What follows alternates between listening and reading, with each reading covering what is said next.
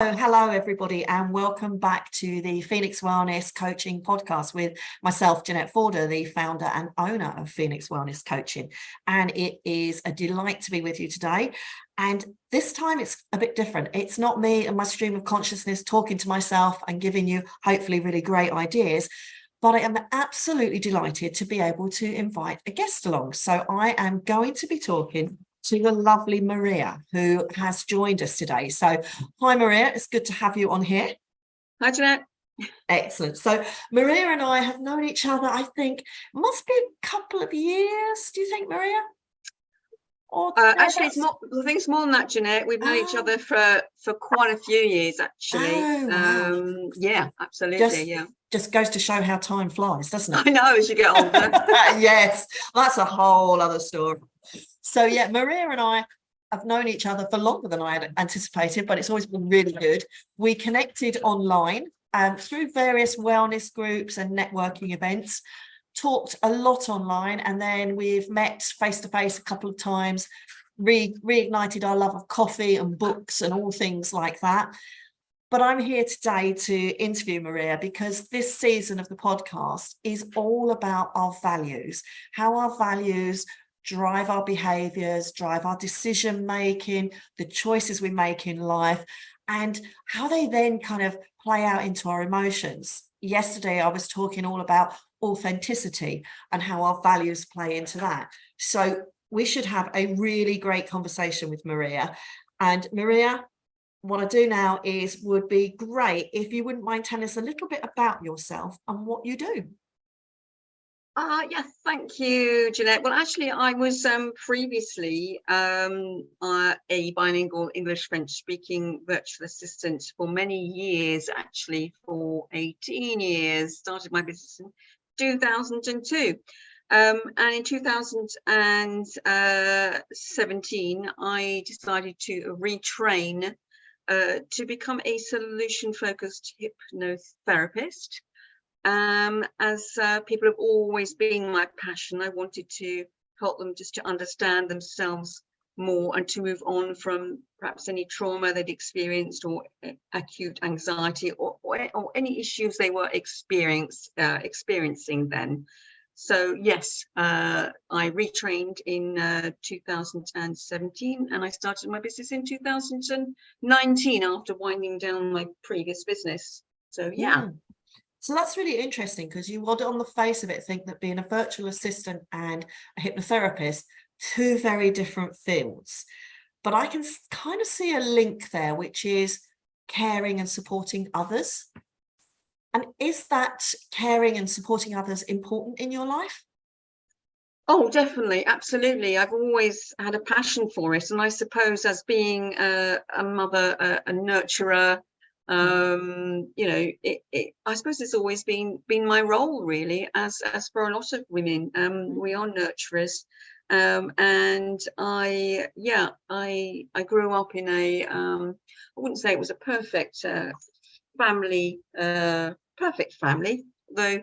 Yeah, it was okay, but I was we moved abroad in when I was 13 years old, and so then basically I had to completely change everything and rethink differently as I went to school over there. But yeah, it's always been my passion, looking after people, and certainly being a virtual assistant, I was looking after my clients. And now, as a solution-focused hypnotherapist, I'm looking after my clients in a slightly different way, but it's all based on the same principles of empathy and compassion for these people. So yeah, definitely. Fabulous. I know I have a virtual assistant who not only keeps me organized and makes sure I'm doing what I'm supposed to do, she is definitely that sounding board for new ideas that I have, but also those moments that we all get as, you know, single business women where you have those doubts. And I know she's always there. You know, she'll give me practical solutions, but she actually just listens and gets it. So I know a role of a VA is so much more than the administrative tasks that you do. It's absolutely, that team that you bring. I mean, sometimes actually, as a virtual assistant, you are a type of counsellor because you are saying, oh, look, it's okay, don't worry. I think it might be better to do it this way it'll save time, etc., etc. So you are sort of a counsellor in a way. Yeah, then I can see then how you can go from VA into hypnotherapist, because again, you know, we'll talk about that shortly, but you're doing that kind of counselling, coaching, helping people to think differently, which again, you were doing as a VA. So it feels like a much more natural transition. Was that transition natural and easy for you? Do you know what? I've never really thought about it. The actual training was very, very hard, intense. I had to sort of do 120 hours at least of training. And so, yeah, it was very intense. And so when I actually qualified, I thought, right, yes, I'm going to do it now. I'm going to be caring for people, looking after them, helping them to move on. And I didn't actually at that time put it together with being a VA, but thinking about it now, yes, I can see that yes, they did really work together. I mean, being a solution-focused hypnotherapist is also a bit like being a coach. I'm a mind coach, if you like. But you could say that being a VA was a little bit of a mind coach as well, because you are, in a way, coaching your clients in their business to do things in a different way, to support them, etc., etc. But at the time when I qualified, I didn't really think of it that way. But certainly now looking back at it, definitely was. Isn't hindsight a wonderful, wonderful thing?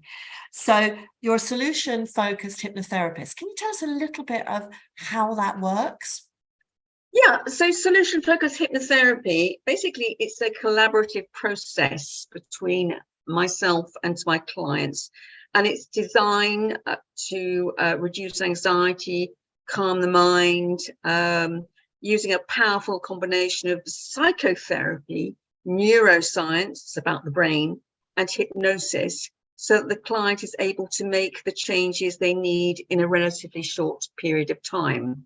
So we could call it a type of talking therapy and coaching, in effect, that always focuses on the solution, not the actual problem. Even though we talk about the problem in the first session, the initial consultation, from that moment, we are moving forward. We're helping the client to find the solutions, knowing that they have had resources in their lives or times when they have been very happy, because we use scaling for that. And so they have it in them to get to where they want to go again. It's just that things have caused them to become overwhelmed, anxious, stress, etc., etc. So basically, it's a process of saying, yes, you've been through that. Now, what is the best outcome that you want for your future? And helping them to get to that stage.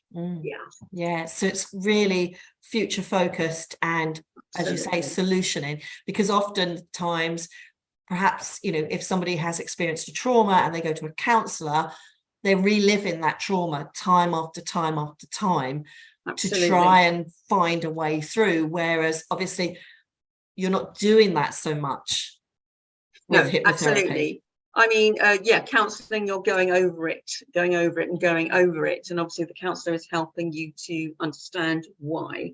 Cognitive behavioural therapy is a bit like that too, but you're given, lessons in how to basically to think about what you're thinking. So you're giving lessons in how to analyse it yourself, and you're given exercises, etc. But solution-focused hypnotherapy is purely, right, we're going to get you want to get to this place, and we're going to get you there. So there are different techniques within the solution-focused hypnotherapy to get the clients to arrive to that place. Yeah. So how do you decide when a client comes to you presenting with an issue, how do you decide which of those tools and techniques you're going to use? Is it focused on the individual or on the problem? No, it's always focusing on the individual. The problem we know is there. But as I say, once we've had the first session, the problem stays there.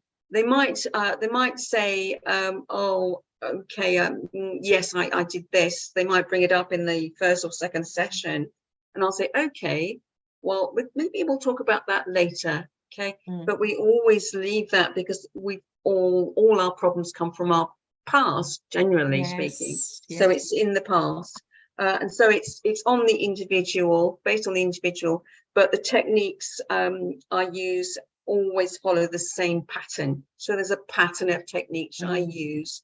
Okay, so yeah, so it's on the individual, but it's working in partnership.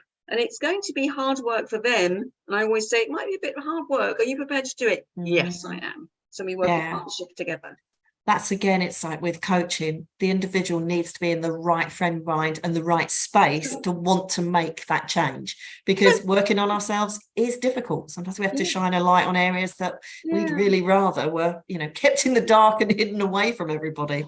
That's the only way we heal, isn't it? Exactly. So I like to call it hypno coaching, because the hypnotherapy part, that's just the end part, and that's basically just relaxation or focused attention or trance, as I like to call it. You're still in complete control there, but it's the bit between all that that leads up to the relaxation part. Every part of the session is important. Excellent. So I know the work that you do helps people with many different issues. Would you be happy to share one of your most favorite success stories, how you've helped somebody? Yes, I've got a couple, but let excellent. me have a look. Let me have a look. Yeah, this is one. People don't often think about this particular, call it a disorder. It's not really a disorder, but it's a thought, and it's body dysmorphic disorder. So I was helping a young man who was suffering from stress and anxiety. And this is what often happens. It's not until probably the first or second session that the real issue comes out, when you get to the know, like, and trust bit. Okay. But he came to me for stress and anxiety. And I realized after a couple of sessions, by asking him questions, that he actually had body dysmorphic disorder, which meant that he did not like his body, the way it looked, and all this was affecting how he interacted with other people, and especially his friends. He felt that if he said the wrong thing, maybe they wouldn't like him anymore, or he would not be invited to their get-togethers. And he didn't have a girlfriend either. And he felt very conscious about how he looked, even though he was a really nice-looking young man, and he had everything going for him. So basically, after a few sessions, I was able to work on him, with him, on exactly what he wanted for himself, for his future, and what he was actually going to do about this, and when. Okay, so it was great, because I signed him off after 6 sessions, and he had got himself a girlfriend. He'd been promoted in his job, and he'd made decisions about his future. He was also able to interact with all his friends and his buddies, and he did not feel that he was being overlooked. So he was happy. Yeah, he was a happy young man, which was great. So, but I also had a young client who was very depressed and had been experiencing suicide ideation.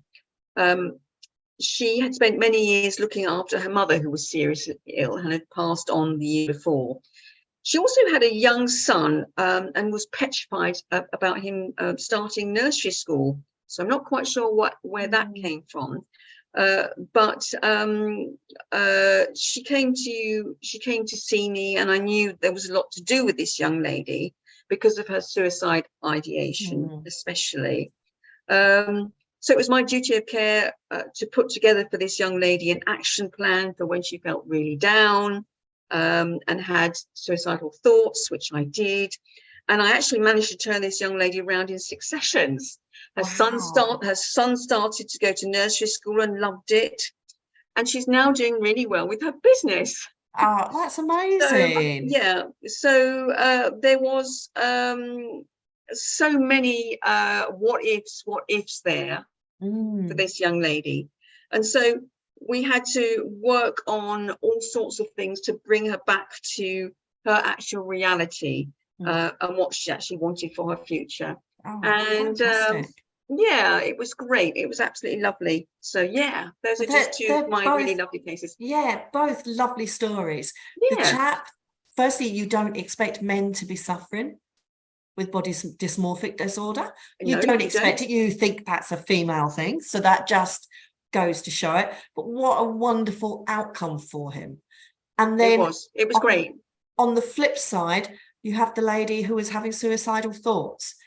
That has to be so tough to go into. But It what a was, great outcome again. yeah, it was because there was a lot of information I needed from her to start with. And as I say, I had to put through this action plan for her because that's what I had to do. Yes. And the action plan, it was basically green, amber and red parts of this action plan, from when she was feeling really bad, when she was feeling good, and when she was in the middle, and what action should be taking, people she would be connecting with, and other resources for her, so she would have that actually with her all the time, so that when she was feeling that way, she could go to this action plan, and yeah, it would help her. But yeah, I mean, the lovely thing was when her little son started nursery school, I was talking to her about it and getting her ready for it, because she was very worried about it for some reason. And I said to her, hey, Charlotte, how did it go the first day? And she said, oh, he loved it. He really loved it. And I said, how did that make you feel? And she said, oh, I was just so pleased. I wasn't worried. And gradually, as he continued with nursery, she was just the normal mum, taking him just to nursery, dropping him off, and he was playing with his friends, etc., etc. So that was lovely. So lovely.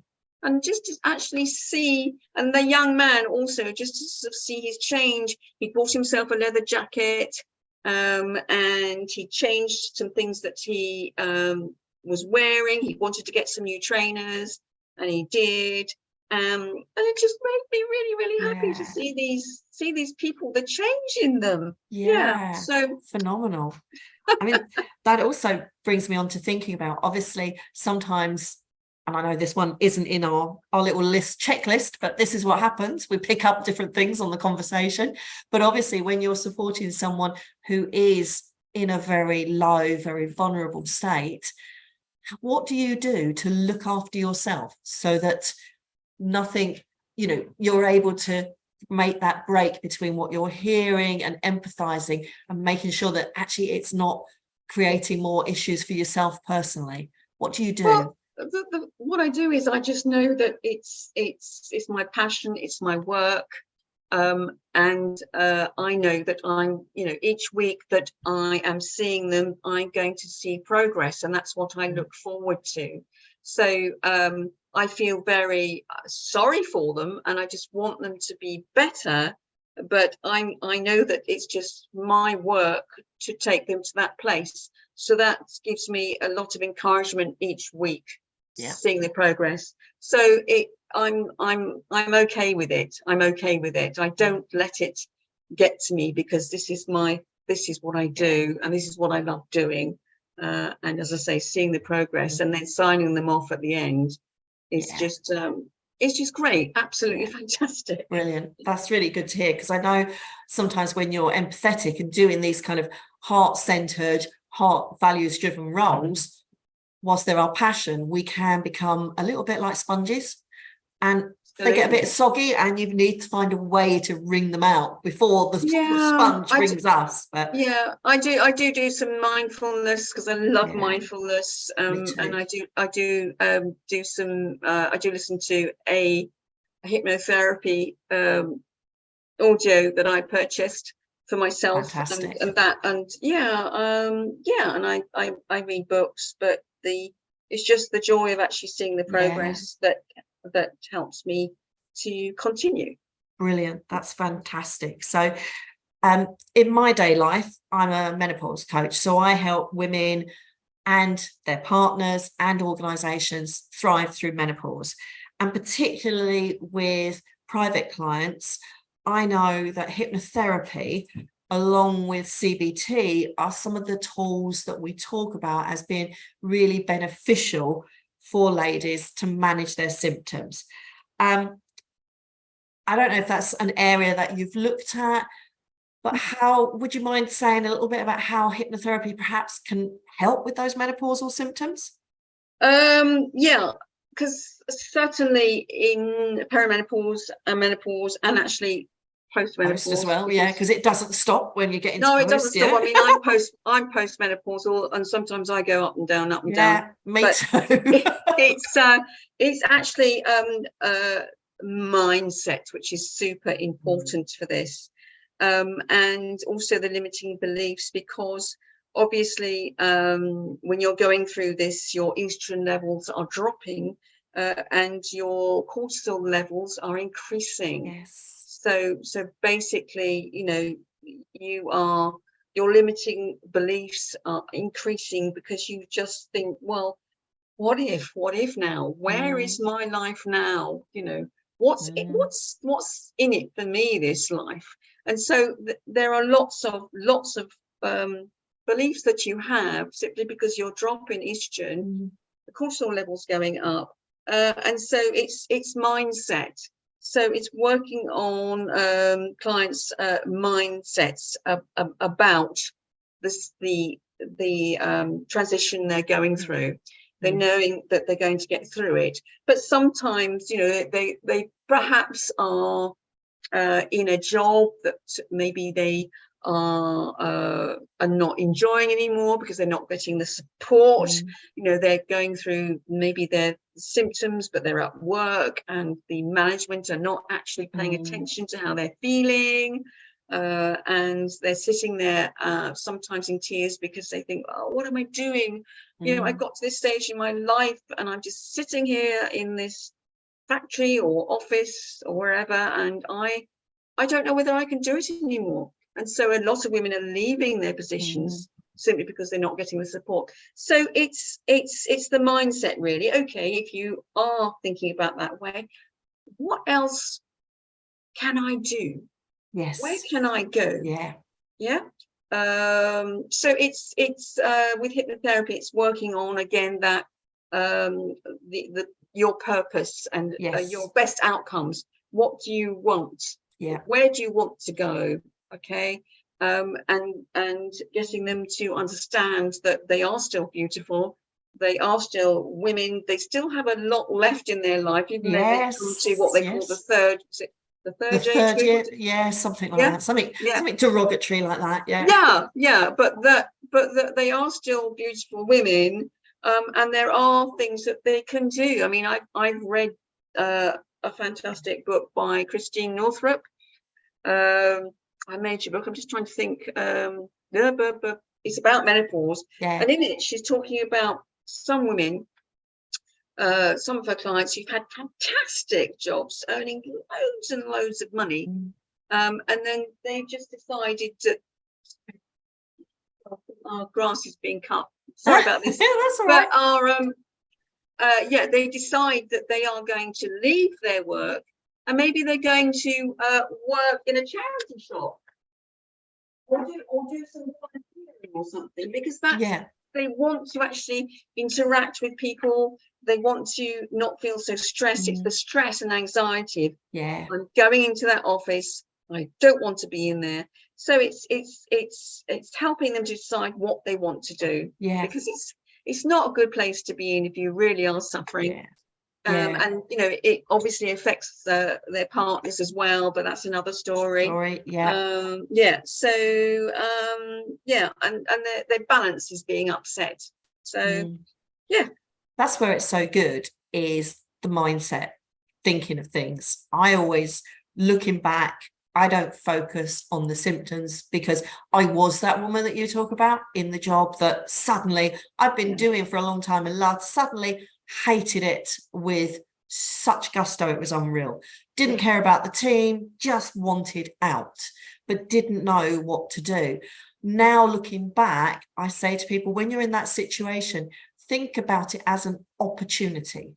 What might that opportunity be that presents to you, and just trying to be more positive.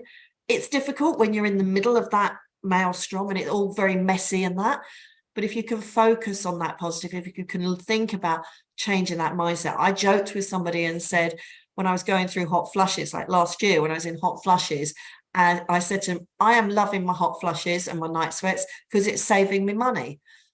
And these ladies looked at me like I, lost a marble or two. And I said, no, you just think about it. I said, you've got an energy crisis where the prices have gone sky high. I don't need to put the heating on or the electric blanket because I've got my own internal red hot poker heater. But you might need a fan. Yes. Yeah. Which takes up energy.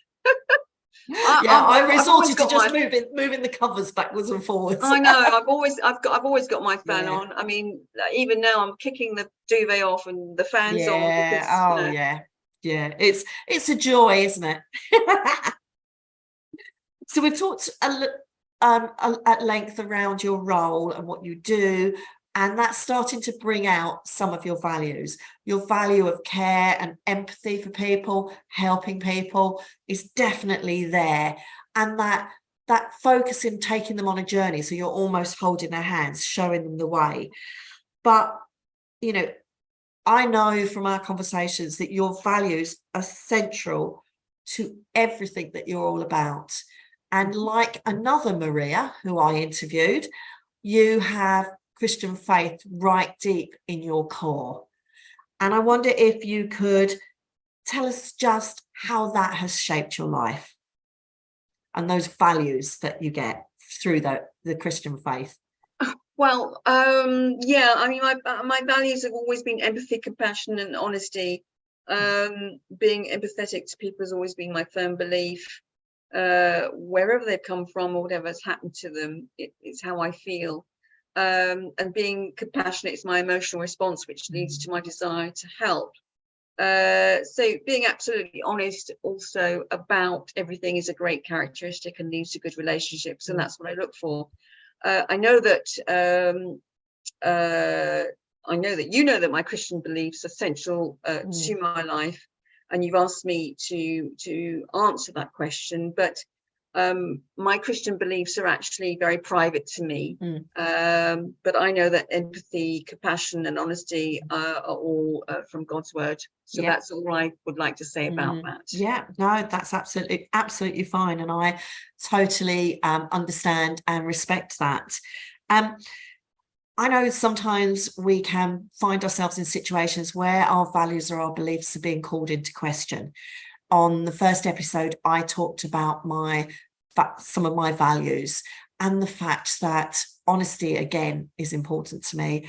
And I was asked by a manager to, next time the big boss from Japan calls, can you tell him we've made this amount of money? Which wasn't true.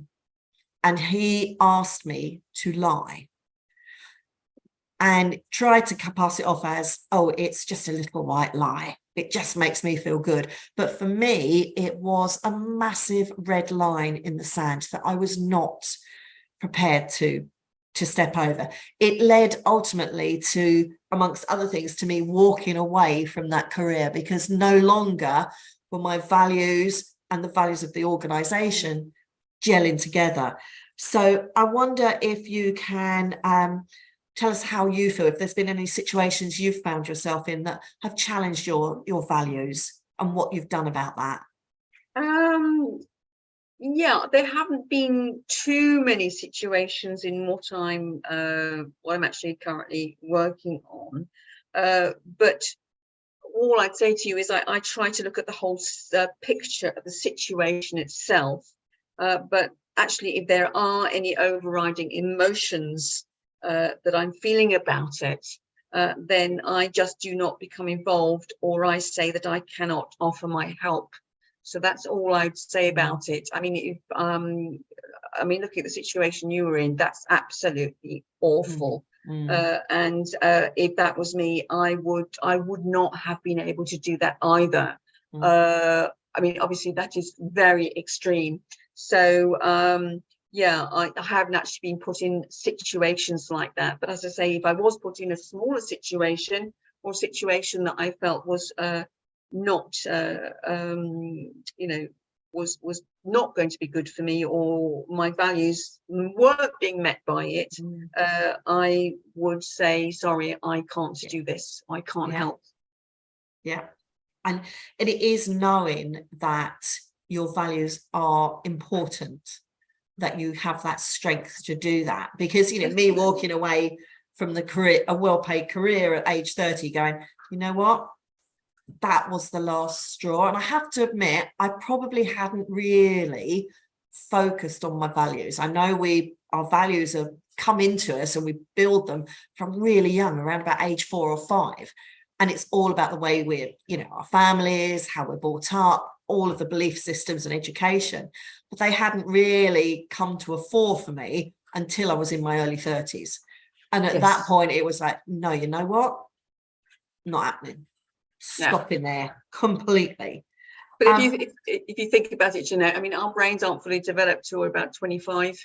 I still don't think mine is even now at 50. But from that stage on, we are developing our mindset and our values, and definitely from the age of 30, those all come into play. And I've seen actually on a social media channel that we both belong to, women who have actually posted about this sort of thing, and deciding they're going to leave their job because there was something that happened and they said, no, this is not for me. And they were actually making loads of money, but and they took decision to leave and started something new, and they're doing really, really well.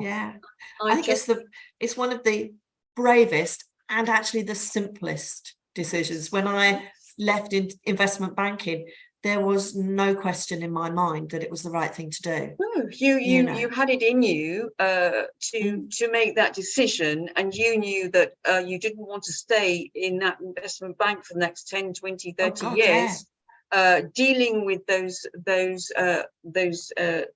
people who didn't have any values, no compassion, no empathy. Really, all they were thinking about was making money. Yeah, absolutely. And I just sitting here thinking, it was that made me move to not-for-profit and then public sector, because I no longer wanted to be in what I saw was a greed-driven culture and the behaviours. I mean, and it was like, nope, I'm out of there.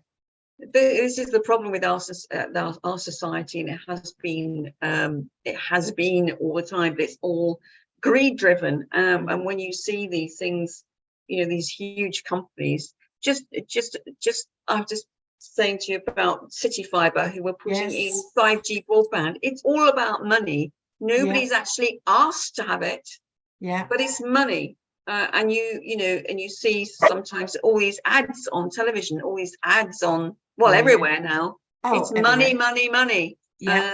And you think, just a minute, and it's the telephone companies that are making the money. Anyway, I must say any more about that. we could talk on that for a while. Definitely. So there was one other area that I wanted to touch on, if you don't mind. And I know when we've talked that responsibility, or maybe it's accountability. No, I think it's responsibility. Being a responsible person and responsible for those around you has actually been quite critical to you. Would you mind sharing with our audience a little bit around why I might say that? Yes. I think the main occasion was when my sister died of cervical cancer back in 1989. Gosh, bloody hell. Sorry. That's a long time now. It's a long time ago. You have to edit that out. And she was only 32 years old, and she had a 4-year-old son, my nephew. But she was at the top of her career as a fashion designer. But her death was as a result of medical negligence. And it was at the time when we had all these reports about abnormal smear tests and women who were not being tested. And it was at this time. So I had sort of like supported her all the way through her treatment, because my parents lived abroad and my sister and brother, they lived abroad as well. So basically I was the nearest to my sister and we were very close. So I'd supported her through her treatment. But I knew that her treatment had been started at too late a stage because she had 3 abnormal smear tests and they didn't actually start to look into it until the 3rd one. By that stage, it had gone too far. So my values were completely impacted with the situation. And so I decided to start off a claim against the health authority for medical negligence for the sake of my brother-in-law and his son, my nephew. So my decision was made immediately upon her death. And so this situation should not have happened. And at the end of the day, it was taken to court in London and settled after 5 years. So it took 5 years to settle. But yeah, so I know that since then, since one of the values that one of my values is also being responsible, and I feel responsible for my family and their well-being. So yeah, empathy, compassion, and honesty are my values, but also responsibility.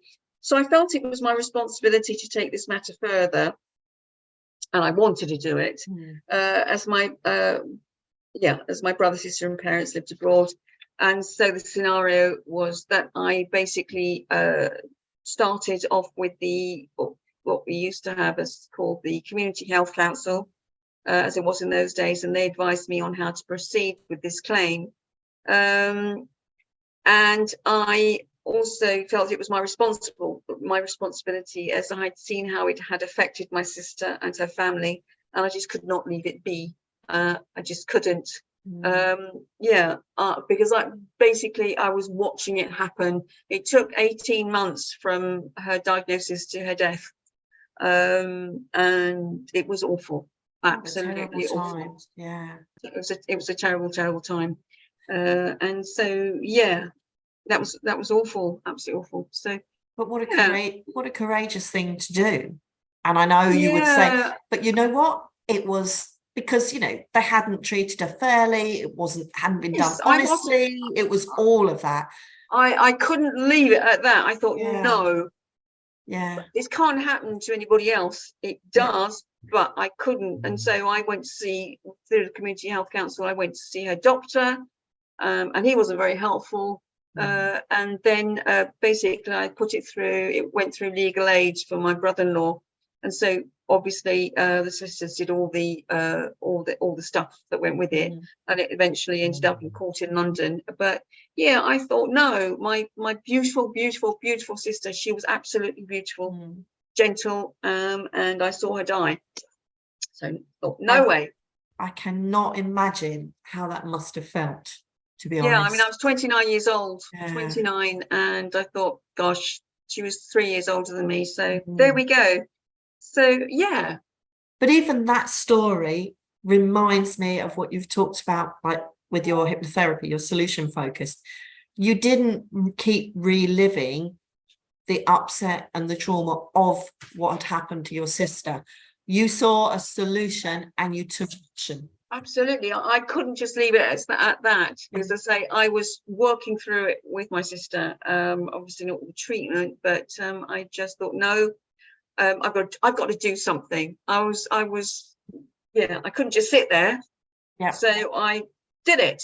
Yeah. And but that helped in a way. Maria. Yeah. Sorry? That's definitely you though.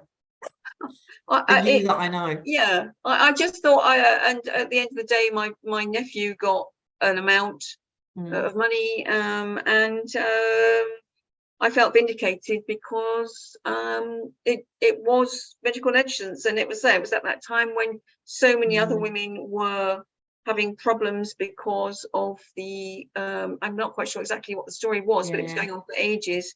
People weren't getting cervical smears. Yeah. Oh, amazing story. And I know, as I say, that says so much about you. Compassion, honesty, love and care for your family first and foremost, which I know is really important to you. And you can see how your values have driven you to do the work that you've done and to help with your sister's family at that point in time, which is amazing. I'm going to ask you a question that I put to all of my guests, and it usually gets them thinking, and you get some really interesting answers. So I'm going to say to you, if you were to give your younger self one piece of advice from everything you've learned in your life, what would that piece of advice be? It's a really good question, actually. Yeah, but I would tell myself that I had the capability to do whatever I wanted to do and to just get on and do it. That's what I would tell myself now, if I could go back in time. Yeah, absolutely love that. And again, probably what everybody else says, but you know, but you know what? It doesn't matter if everybody else says it. We say it in a different way. I always say, if I could go back in time, what I know now, I would turn around to my younger self and say, don't listen to the naysayers. They don't know. Just believe in yourself and get on with it.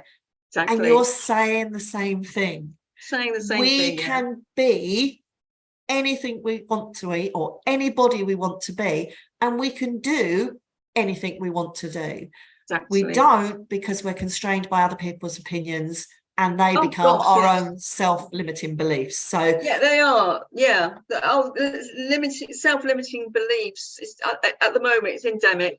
Yes, yes. Because of the society we live in. Yeah, it's awful. But yeah, exactly. So that was what I would say to myself. Fantastic. And I am sure the younger Maria would take that advice on board and move forward with it. She would. She would, otherwise the older Maria is going to go back and make sure she did it. Yes. Yeah, that's a possibility. Well, this has been a fantastic conversation, and I've really enjoyed it. And it's great to hear from you your values of empathy, compassion, and honesty, and how they drive you forward in everything that you do, in how you interact with your family, with your friends, with colleagues, and how they've actually taken you along to where you are in your life right now, and how you work with your clients. It's not a surprise with those three values that you are driven to want to help people, and you're in a role to help people be the best that they can possibly be. And I think that is something that we should all definitely remember. So thank you so much for being a guest on the podcast. Thank you. Thanks for having me. Yeah, no, it's been a pleasure. We could talk forever. That's the only problem, isn't it? Yeah, definitely. So if there are people listening to this and they want to look and get support from a solution-focused hypnotherapist, how can they reach you, Maria? How can they reach out and find you? Okay, well, they can find me on my website, which is www.darkness2light hypnotherapy.co.uk, or you can find me on LinkedIn, which is obviously LinkedIn. Go to LinkedIn and my name, Maria Chumas-Baker, CHUM for mother, AS Baker, Maria Chumas-Baker, or on Facebook, and just look for Darkness2Light hypnotherapy. Yeah. That would be lovely. And it'd be lovely to, if anybody wants to have a chat about anything that's going on, or if they want to find out if I can help them. I know I have a lot of clients that come to me, whether that's through menopause or other things that are going on in their lives, and they are talking about things that might be deep ingrained, self-limiting beliefs. Coaching can get you so far. Yeah, but I will definitely be recommending them through to you, Maria, because I know hypnotherapy is so powerful. And I have to say, I love the name Darkness2Light. Fantastic. Well, it's Darkness2Light. Yeah, I just like that because my logo is an open door, so it's the dark and then into the light.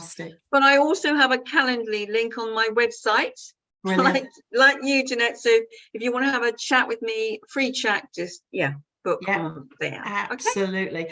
Absolutely. So for everybody that's listening, definitely, if you want to talk to Maria, connect with her, work with her. She's given you all the information there. And as she said, she's on all of those social media platforms that we're all on. So thank you, everybody, for listening into the Phoenix Wellness Coaching Podcast. I hope you all enjoyed the conversation as much as certainly Maria and I did.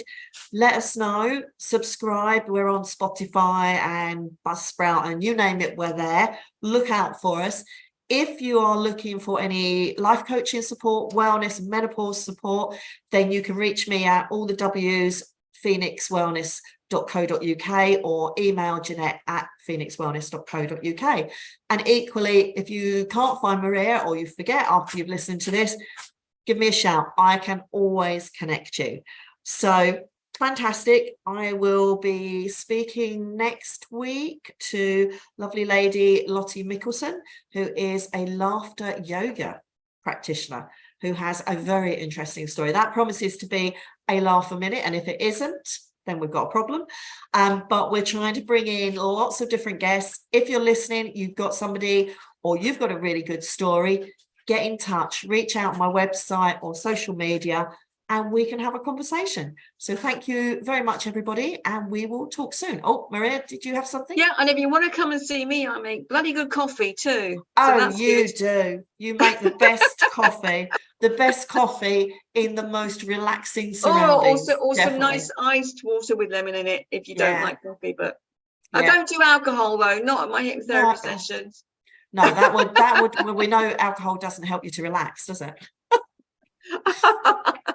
But no, fantastic. It's been an absolute pleasure, Maria. Thank you. And it's been a pleasure to have everybody listening in. So thank you, everybody.